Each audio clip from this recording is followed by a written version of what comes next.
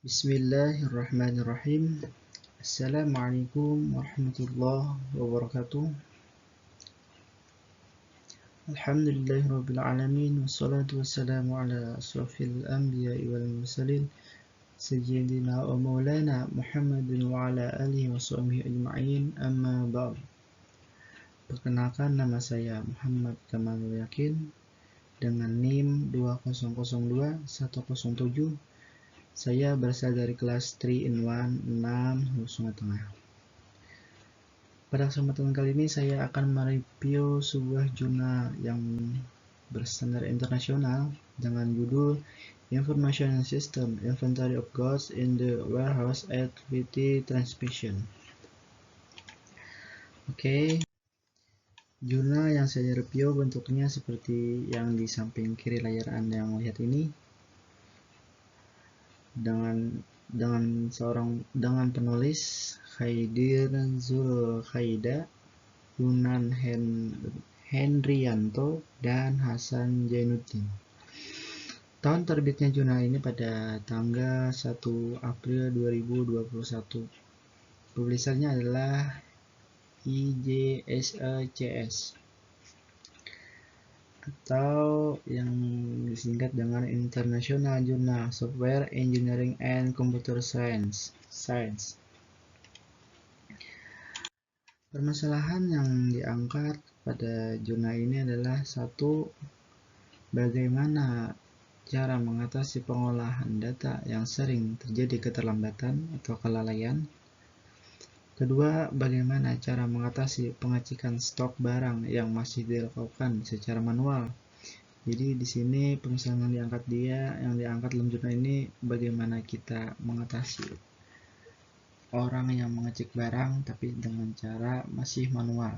Selanjutnya, bagaimana mengatasi turunnya pemesanan barang.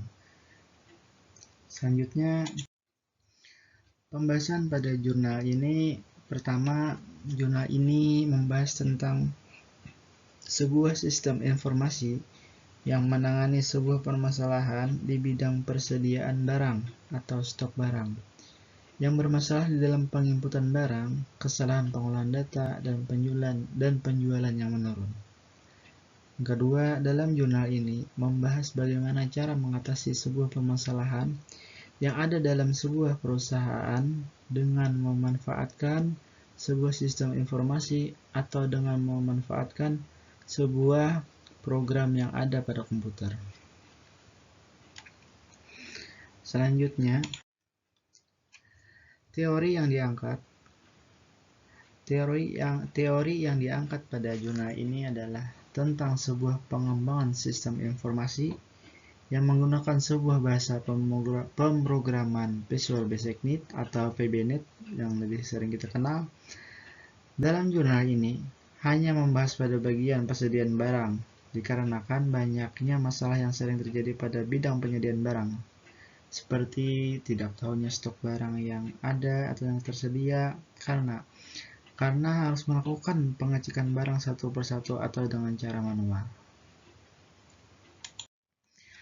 Selanjutnya, kelebihan yang terdapat pada jurnal ini adalah dalam jurnal ini metode yang digunakan untuk melakukan penelitian pada sebuah permasalahan menggunakan dua metode, yaitu dengan melakukan studi pada lapangan dan melakukan studi kepustakaan.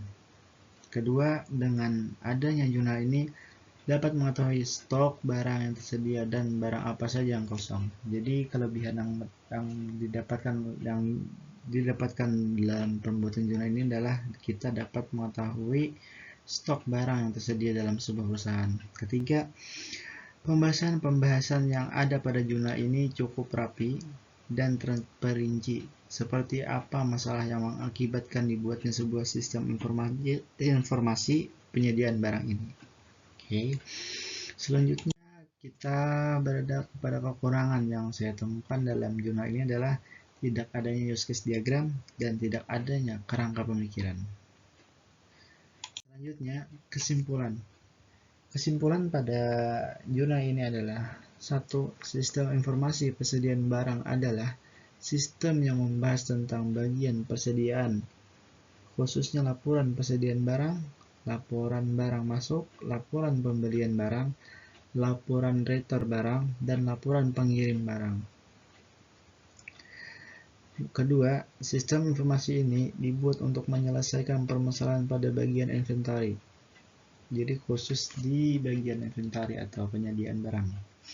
Ketiga, metode dalam menyelesaikan pada permasalahan ini, jurnal ini, yaitu ada dua metode, dengan studi lapangan dan studi kepustakaan. Opini yang dapat saya sampaikan dalam jurnal ini adalah, menurut saya, jurnal ini sudah bagus dan rapi dalam penyampaian isi, pendahuluan, dan latar belakangnya. Namun ada beberapa hal yang perlu ditambahkan dalam jurnal ini, seperti kurangnya penjelasan pada bagian analisa hasil dan pembahasan.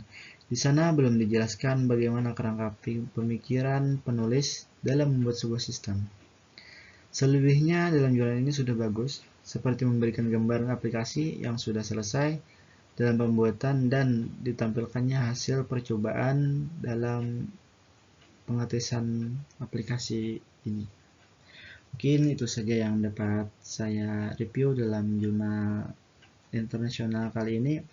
Salah hilap mohon maaf. Wassalamualaikum warahmatullahi wabarakatuh.